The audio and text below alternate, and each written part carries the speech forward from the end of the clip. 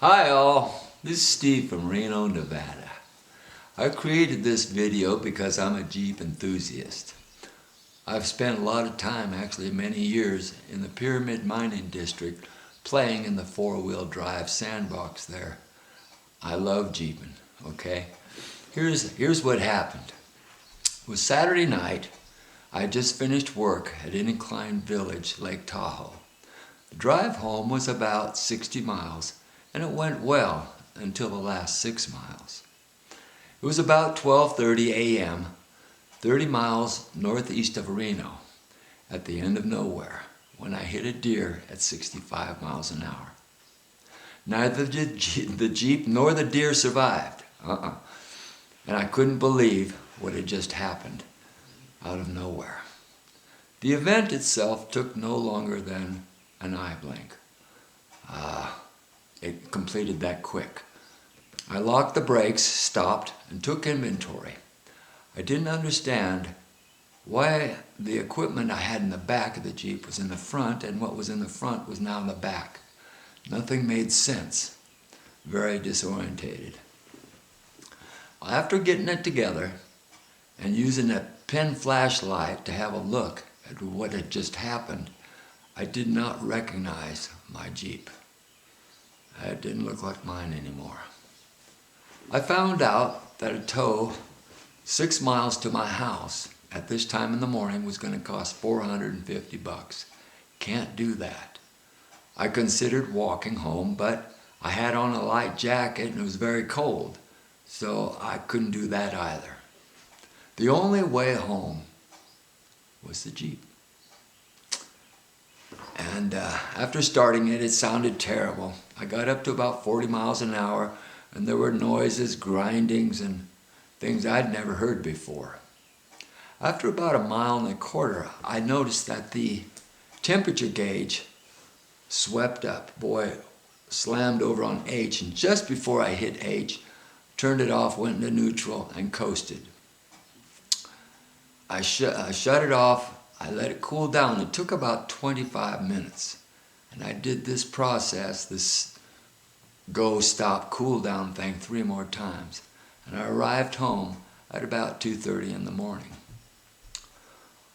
On deer impact, the fan belt came off, preventing further blade damage on the way home.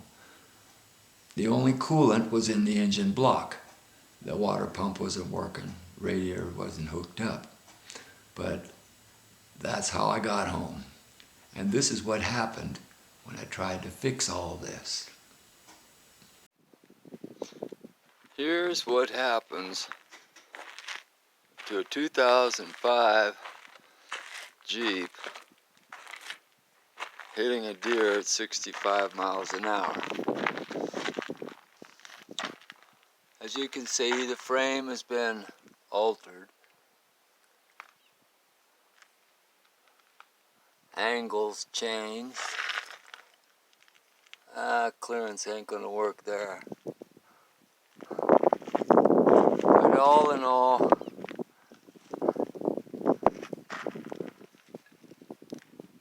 yeah, that's what's left of the critter. Poor thing. It didn't have a chance. This here was a knife blade that cut it in half, I guess.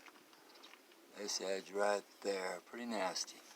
Anyway, the Jeep was a toughly built thing, but at 65 miles an hour, it doesn't help. The fan clearances are pretty tight right now, but it does look like we'll be able to start it up and see if she's going to run. We had to get the fan shroud pulled back before starting the motor. Got the belt on. Took a few minutes, but I think we're going to start it up, or give it a try anyway. Time to see if we still got a motor, or if we got a motor, will it run?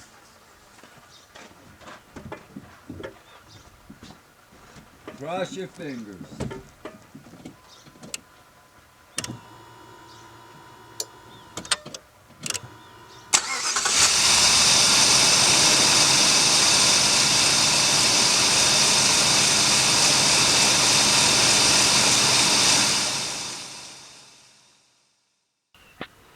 Next problem is the motor runs.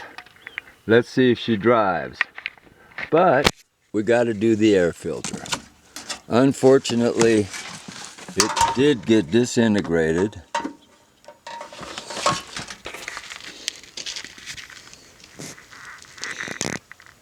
And we're going to have to make something work. What we're going to have to do, since the bottom of the air cleaner holder is gone, disintegrated, somehow this is what's got to happen. I think we'll just trim it off, maybe slice it a little bit. We'll get it in there. We've got this. I think that's the ticket. This is just to get the motor going so we can go down the road and make sure everything's there.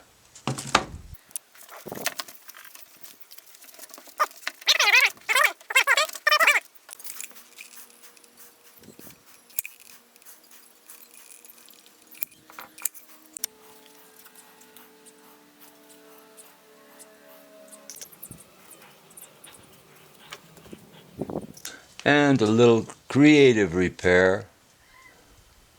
Have some fun with it, you know? Pretend it's a window in your house. Just make sure it's completely sealed all the way around. You don't want to lose your motor because of some desert dust.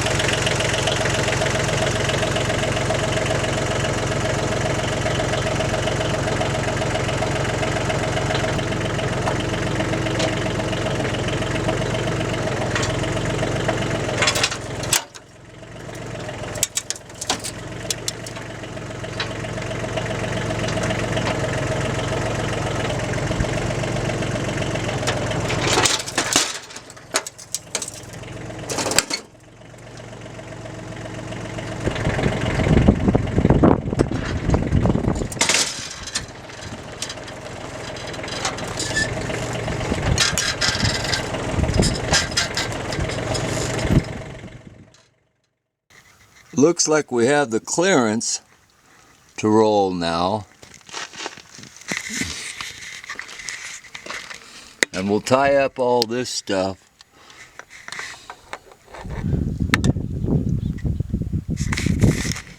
We'll tie it all up. Time to get out the bobby pins and bubble gums like this.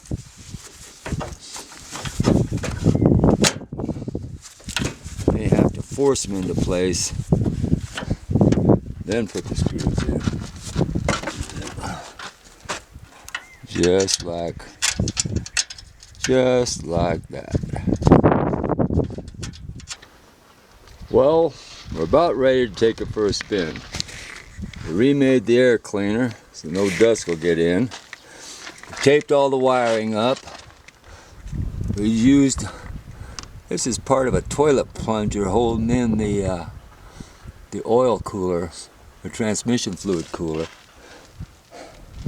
It looks like we're ready to go. Take her for a spin.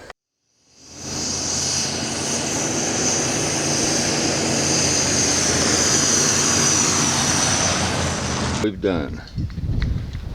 We've wired a few things into place so they'll miss the fan. We've taped up wires, more wire, baling wire everywhere. But at least we know it runs now. And the motor is in good shape, so not all is lost. The professional repair cost exceeded the value of the Jeep. And after a few more test drives, I'm pondering taking it to another video, possibly I got no money challenge here, and keep going with this thing. and I'll see if we can do this for free, okay? How to make a Jeep street legal without money. I hope you got a few pointers, a few ideas maybe that what you've got laying around may be all you need. You may not need thousands of dollars of repair if you hit a deer. Well, with post-COVID hard times and inflation hitting everybody, we have to make things work with what we've got now. So take care and watch for God's critters on our highways so this doesn't happen to you.